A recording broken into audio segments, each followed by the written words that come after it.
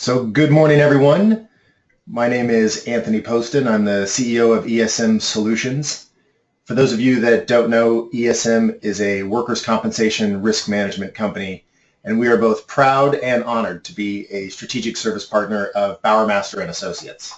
And I'm sure that you do know that Bowermaster is a family-owned and operated insurance and risk management agency, and with over 60 years of expertise, their team brings a wealth of knowledge and resources to help their clients develop a strategic plan to reduce both risk and cost. So a big thank you to the Bowermaster team for coordinating this webinar today. Mike Bowermaster, Adam Bowermaster, I can see several other of the Bowermaster team on the call, so thank you for attending. We're close to 70 attendees that registered and will be signing in here. So they all range from various industries, which I think speaks to the importance of today's topic, which is 2017 XMOD changes. A quick bit of housekeeping. We won't be answering any questions during this presentation as there's not enough time, but we will be organizing all of the questions, so be sure to send them over, and we will follow up with all the attendees after we organize the questions, provide some thoughtful answers. And we'll also be recording this webinar, so if you missed any of the contents, Bowermaster will be hosting this shortly thereafter, so you'll be able to revisit this. And we'll also be sending out all of the slides. So be sure to take copious notes, but also know that we'll be providing the slides after this presentation. So let's talk a little bit about who the speakers are today. We've got Sharon Poston and Kai Sim. Both have combined over 50 plus years of workers' comp claims analysis and consulting. And they have been spending the last few months analyzing the impact of the new XMOD formula. So they are subject matter experts, and without further ado, I'm going to hand it off to Kai. Good morning, everyone. So today's topic that we'll go over are the experience rating system, the unit stat, 27 changes in the XMOD formula, and briefly safety and prevention.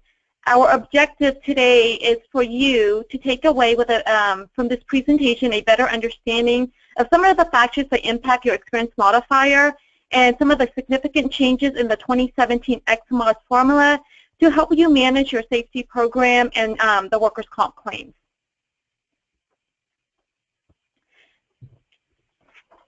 We're going to have several polling questions throughout the webinar. This is Sharon speaking. Hello, everyone. And I'm going to be giving the polling questions, so I'll make sure that you're listening. The first one is going to be pretty easy. The question is, do you know your current year XMOD? So please answer yes or no. It should be fairly easy. Either you know it or you don't. There's no problem either way. But just answer, and let's see what the answer is to our polling question. So that's good. 84% of you do know what your current year XMOD is, and 16% of you do not know. So if you do not know what your mod is, then this is a good opportunity for you to connect with your Bowermaster advisor, because knowing your XMOD is the starting point to affecting change. Okay, Kai, let's continue with our program. So California has an experience rating system. This is a system very similar to other types of insurance that we are familiar with, such as auto, where your past history will affect your future premium. It's a merit-based system to encourage employers to prevent and reduce workplace injuries by providing a debit or credit to an employer's workers' comp insurance premium, depending on how the company does in comparison to their peers. So, for instance, if your loss experience or claims history is less than the average of similar companies, you get a credit, so you pay less in premium. Likewise, if your loss experience or claim history is higher than the average of similar companies, then you get a debit or a surcharge, and you pay a little bit more in your premium. The next slide, I'll discuss some of the factors that I think is important to know with the experience rating formula. So there are a lot of factors, but I think there are a few key factors that are important to know about the formula. The first, of course, is the experience rating period. Experience period is how would they determine that? It's the policy years that go into your XMOD calculation. The experience period starts with 4 years and 9 months and ends with 1 year and 9 months from the date for which the XMOD is to be established. And the math can be a little confusing, so the rule of thumb is generally for most employers, you use the 3 previous policy years, excluding the current year for the experience period. So for example, if we have a January 1, 2017 policy period and we're trying to establish a mod for 2017, you will skip the current year, which is 2016. So you would use the 3 prior policy years, which would be 2013, 2014, and 2015. Now, all claims or losses under these policies in the experience period will be used in the XMOD calculation. And also, the audited payroll for each of those policy years will be factored into the formula. So if we're using a 2013 policy year, you will use the audited payroll for the 2013 year. Likewise, 2014 and 2015, you will use the audited payroll for the year that corresponds to that policy period. So this slide is a visual of the experience period for a January 1, 2017 effective date. As you can see, the current year, there's a little X there, so we don't use that year. In the formula, you use the 2013, 2014, and 2015 years. So all claims or loss experience under these 3 policy periods will be used in the calculation of the 2017 XMOD.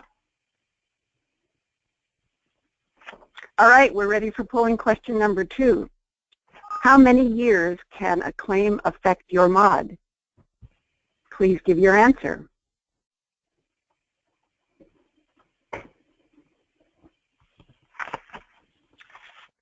Okay, let's see what the results are.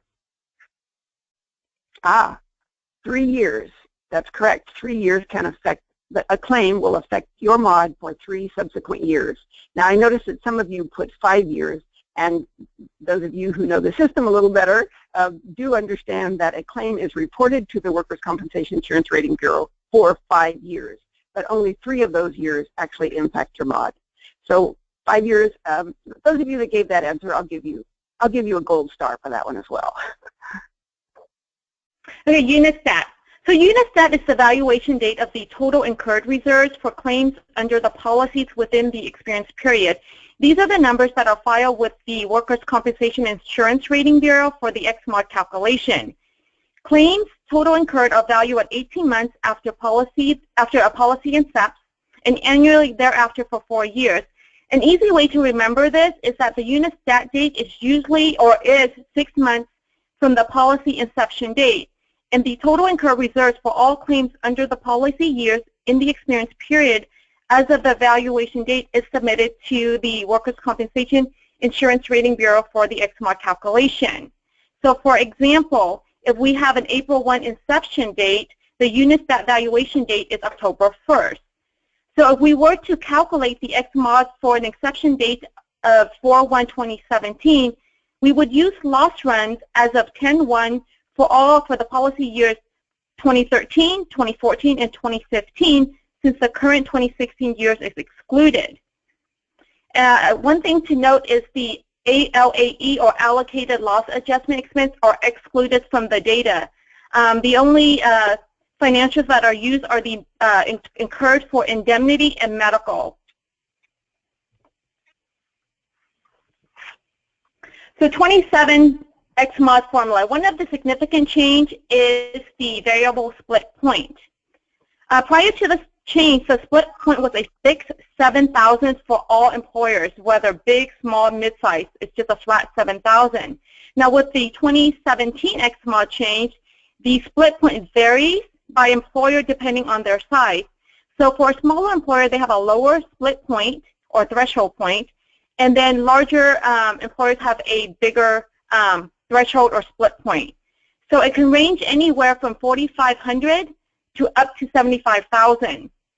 And the reason for the change is the Bureau feels, based on the actual study, that it's not a one-size-fits-all, and so they feel that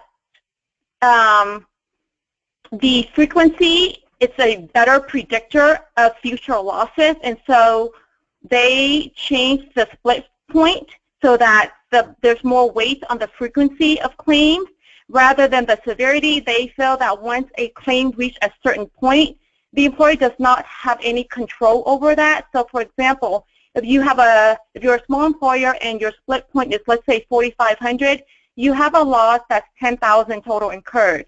They feel that, you know, with the first 4,500, you have some control over that, but anything above that, you have no control. Therefore, that excess over the threshold or split point will not be counted towards your X-mod.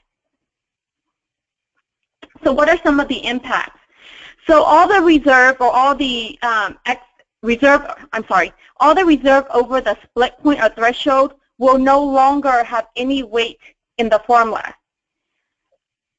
It will not impact your mod, but the one thing to note is that, you know, when it comes to underwriting, it may affect your premium because that's one of the factors that they consider. It's the loss ratio, not just the X mod. So we just wanted to bring that up. The claims, because of the change in the split point, the claims are more, the X mod is more sensitive to claim frequency since all the weight is given to the split point per claim.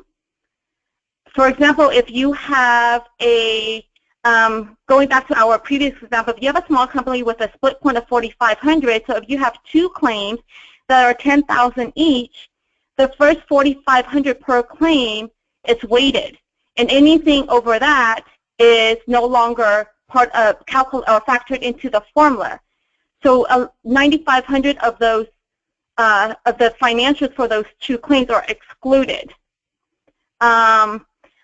If it's a larger company, you have a larger split point, but if you have a high frequency or a larger severity, that will impact your X-mod because your split point is higher. So for example, if your split point is 30,000, you have two claims at 30,000 each.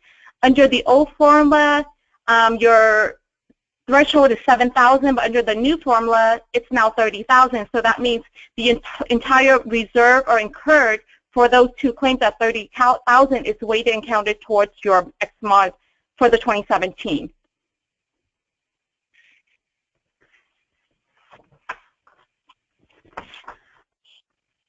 So moving on, how does X-mod affect you? So X-mod is a number that is expressed in a percentage to compare the loss experience or claim history of one company to other companies in the same industry. So X-mod directly impacts your manual premium charges. It's a multiplier, 100%, or if your X-mod is 100%, that means your loss experience is similar to companies in your industry, similar size, similar type of industry. If your X-mod is greater than 100%, your loss experience is higher than those of your peers. Because of that, there's a debit to your manual premium. You pay a little bit more because your loss experience is above the expected loss experience for companies in your industry. So for example, if your mod is 125, then you are 25% above what is expected for a company of your size and industry. If your X-mod is below 100, your loss experience is better than the average, so then there's a credit to the manual premium, so you pay less than in terms of your manual premium because your loss experience is below the expected loss for similar companies.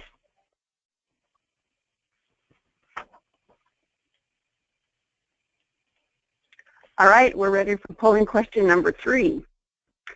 What is the target X-mod for your company? You have 4 possible answers, so please check 1. What is the target X-mod for your company?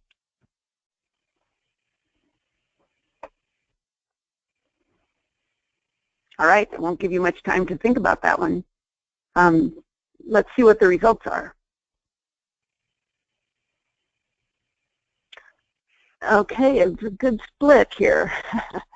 100%, 17% of you said that. 95, which means that you want to be better than average. The majority said that. And some of you said D, none of the above. Well, we think the answer is correct, D, none of the above. And the reason we said that, this was maybe a trick question. Your target is your loss-free rating. For every experience mod, there is a floor. There is a lowest possible mod that you can achieve if you have no losses. And it really is dependent upon the size of your business, the amount of payroll. There is no ceiling. I mean, we've seen mods of 300 and 400%. There's no ceiling, but there is a floor. And no losses would really be your ultimate goal. So your loss-free rating is listed on your Bureau worksheet. At Bureau, we've said that term a couple of times. The Workers' Compensation Insurance Rating Bureau is the statistical gathering entity that promulgates the mod, collects the data and promulgates the mod.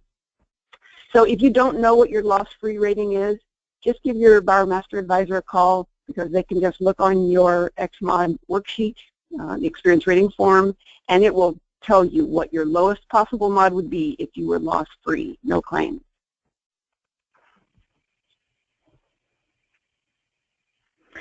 So this slide is an illustration of the XMod applied to the manual. With an XMod of 125, in this particular illustration, the employer is paying about $7,300 above the manual premium.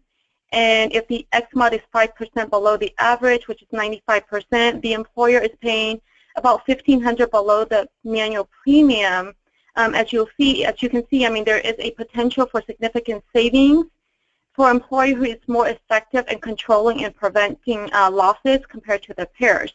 Like Sharon mentioned with the polling answer, if your loss-free rating is, let's say, 65%, and for a bigger size company, if your premium is, let's say, $100,000, that's a credit of about $35,000. So you can see some significant savings if you're able to get the mod below the 100% mark.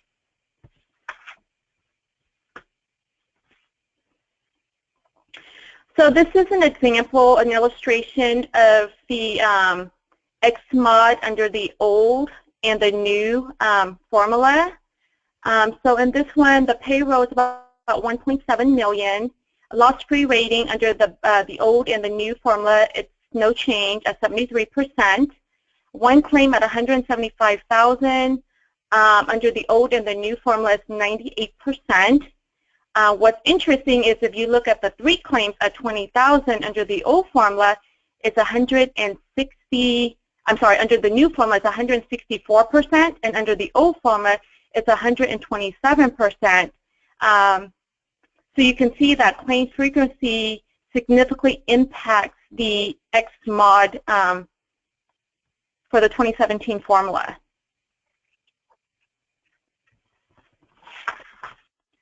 So the second illustration is an example of a company with a payroll of about 6.5 million. The primary threshold or split point is 26,000.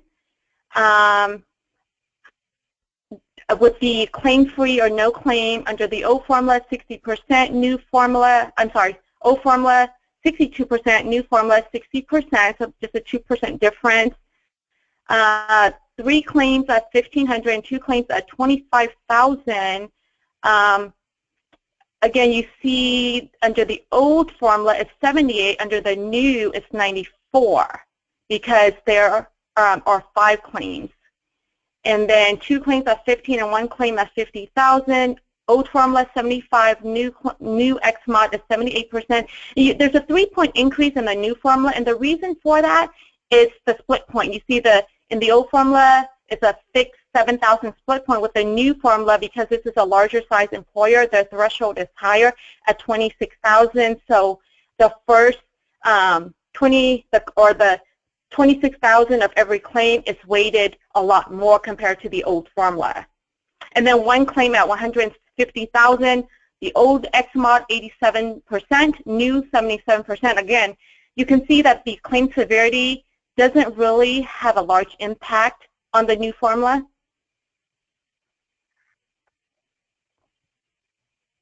Last example, so this is a company with a payroll of about 12 million. Primary threshold 34,000. Loss-free rating, new formula 52%, old formula 54%. 25 claims at 1,500. You have 65% under the new and 67% under the old. One claim at 37,500. New formula 64%, old formula 60%. 5 claims at 50,000. You have 92% under the old formula, and then 109 under the new. And then if you have one claim at 150 and one claim at 100, under the new formula, it's only 75%, but under the old formula, it's 87%. So again, there's claim frequency very sensitive. This particular example, that it's a larger employer, so the expected loss, they have a more cushion for higher expected losses, and that's why some of the 25 claims at 1,500, you don't see a significant change at 65 and 67%. So this is an example from the Bureau. They did an illustration of an employer with approximately 25,000 in annual premium with a variable split point at 11,000. Claim-free, no change, or I'm sorry, just a 2% change between the old and the new formula. Where you see the significant change is the 5 claims at 525,000, 111 and 119%. So with the new 2017 formula, there's about an 8-point increase because there's 6 claims. Under the old formula, it's 8-point less. Now, if you go and increase the severity, so 5 claims at 500 and then the last claim at 150, there's a significant move there from about, let's see, 119, 140, about a 30-point difference. At 141 under the old formula, and the new formula is 119, because any amount with 150,000 claim, the excess over 25,000, which is the threshold, is not counted towards the X mod. So 125,000 of that 150,000 claim is excluded from the calculation. That's why it's 119 versus under the old formula at 145, because that 125,000 is factored into the formula.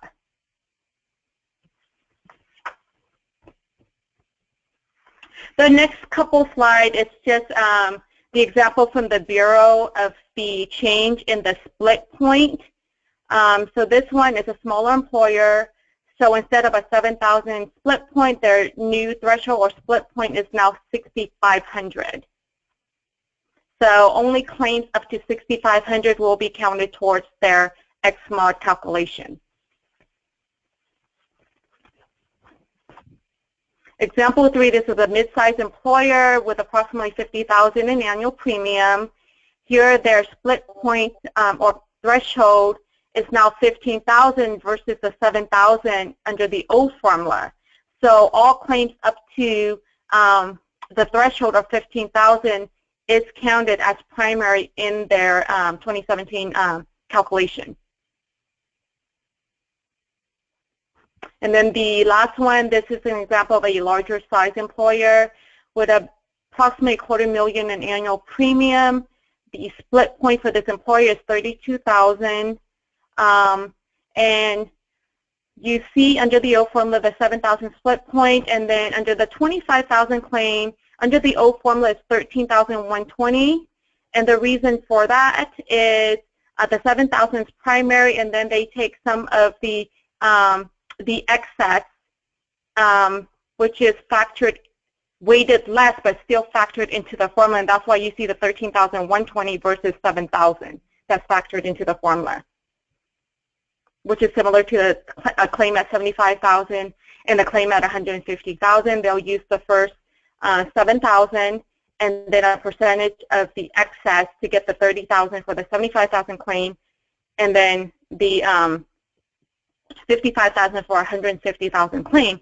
But under the 27 formula, it's capped at $32,000. So anything above that number is not factored into the formula.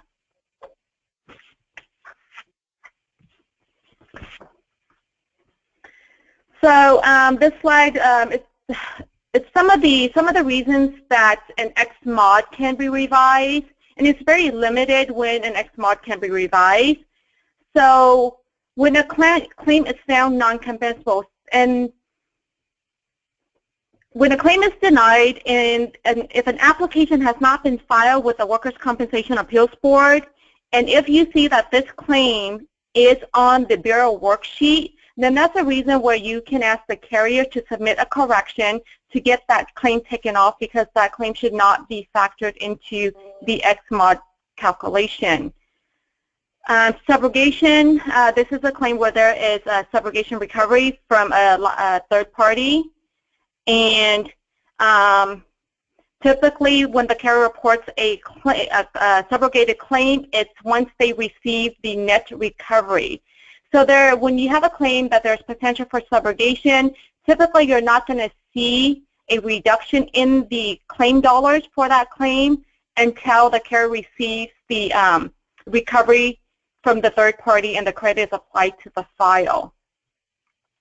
Joint claims, these are your cumulative trauma claims where there are where you have an employer that's been employed with you less than a year, so you can join in a prior employer to that injury, or if you have a claim or an injured worker that has concurrent employment, and some of the liability can be pushed onto that concurrent employer. Change of ownership. Now for this one, experience in the past shall not be used in the future unless there's a material change in ownership. So unless there's a material change in the operation with a change in ownership, the Bureau is not going to revise the mod.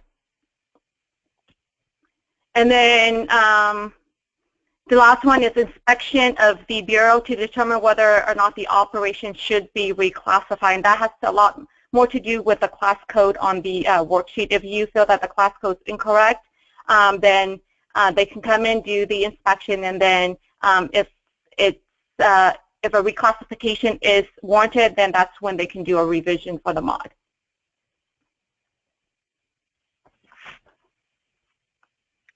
Okay, thank you, Kai. Lots of terminology and explanation there. Kai talked a bit about frequency, which is the number of claims, and severity, which is the dollar of claims. And you noted that in 3 or 4 of those slides that you see that there is now a variable split point, which means that's the cap that is going to be used to impact your X-mod. So maybe you're saying to yourself, I'm a small employer. If I'm going to be capped at $5,000, why do I care if a claim goes to $10 or $20 or $30 or $40,000? It's not going to impact my X-mod. And so why should I bother with having a return to work program? Why should I try to mitigate the cost and bring this person back to work? Well, the X-mod, as you know, is only one of the factors used in the promulgation or the creation of your premium. And underwriters will look at what the value of the losses are as well. So maybe it won't impact your mod, but if you have several large claims, when your policy renews, then your broker is going to go to various markets, and the markets might say, wait a minute, they only paid $10,000 in premium, but their losses were $20,000 and $30,000 and $40,000. Either they don't want that risk because it's too risky, there's not enough control, or the price is going to go up. So while the X-mod may be reduced, you really should still be not be complacent when those dollars go up. You do need to be actively involved with the management of your claims, because that's the nature of insurance. Insurance is spreading the risk. So if you have a greater history of losses, then you're going to take a greater cost in the future. So what do you do about that? Well, what you do is prevent injuries. So make sure that you have a safety program in place, that you have addressed ergonomics in your workplace, whether it's an office ergonomic or manufacturing ergonomics. What is your training program? How do you bring new employees on, and how do you train them into your safety culture? And ongoing open communication about all issues, about safety issues as well as claims issues. Then you mitigate the claims that do occur by timely reporting those claims, by conducting an accident investigation so that you find what caused the claim and prevent that from happening again. Again, open communication. It's really important that you stay in touch with your injured employees and discuss with them the availability of accommodating their work restrictions if there are any, and get them back to work. And that's what a return to work program is all about. So here's your homework assignment. Can you tell I was a teacher in another life? Now, here's your homework assignment. This is called a SWOT analysis, and it's taking a look at your organization and analyzing what are your strengths and what are your weaknesses. Where are there opportunities for you to improve, and where are the threats for your organization that you should be aware of? So this is a good time for this to be taking place because we're in the last quarter of the year. You're making your plans in your business for production and finances for the upcoming year, 2017. So it's a good time to also take a look at your safety plan, and this is a way to help you start that. Next month, address this SWOT analysis with your safety committee. Use it as a brainstorming session to talk about where are our weaknesses? Where have we had injuries in the past? Or maybe where do we think there's a potential for injury and we've just been lucky, we haven't had an injury there? And how are we going to correct those? How are we going to mitigate those threats and find opportunities for improvement? So this is a good document for you to take and utilize. It'll be in the PowerPoint when you get it, so you can just copy this page and use this kind of as a working tool for your safety committee to develop what your plan is, your safety plan for 2017. Okay, so in summary, how has this changed, this split formula versus the variable formula, going to impact you? Well, the Bureau says that statistically it will be a bell curve. So the bell curve means that half of you will have a reduction in your mod and half of you will have an increase in your mod because of this new formula. So what is your take home? I mentioned it at the very beginning. Don't have injuries. Prevent injuries. And if you have no claims, then you don't even have to know all of these formulas. But that's really what our take-home message is to you, that your organization really needs to take a look at what is your safety culture, and how are you going to continue to ensure that your employees are not injured.